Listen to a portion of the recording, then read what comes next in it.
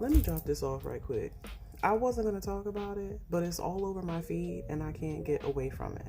So I wake up to Yada Awakening's wife talking about she's leaving him now because of domestic violence. And she put out a video of her with a black eye, text messages between them where she's talking about how he broke her tooth and it's infected and he told her to go get a cheap doctor. Like, it was a lot to wake up to, but it resonated with me and I need to speak on it.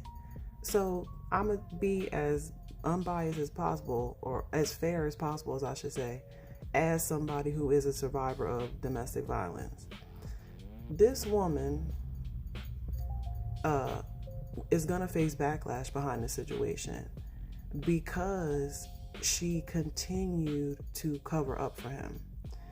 And that's wrong. However, the other side of that is I understand being in that position and covering up for the person. Because when I was in my relationship with a malignant narcissist who was abusive to me, a large majority of the things that I did in our relationship was to protect his image and hide, who he really was to people, so people would see him in a good light. And I was getting nothing from him. Nothing. Okay? This woman has built businesses with this man. She has multiple children with this man. He's given her money. To end that relationship, in theory, could be the end of her livelihood and the supply for her children. So she had plenty of reasons to keep the lie going and to protect his image. But like every single woman that I've ever met that was in a domestic violence situation, there is always that moment, that proverbial straw that broke the camel's back moment where we say we can't do this shit no more.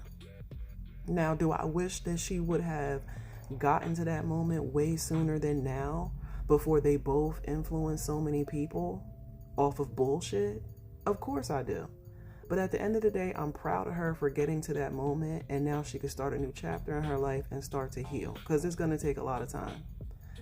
As far as Yada is concerned, what are you going to do now? Because your dumbass out here perpetrating a whole motherfucking fraud and had the nerve to put out a video, I think just earlier last week, of you popping bottles in the club and singing degrading rap lyrics and talking about this is who I used to be. No, that's who you are, nigga. And you still that dude. I don't care how much makeup or whatever and fancy suits and how much money you put on it. You still that nigga. And now we all know who you are. So what you finna do?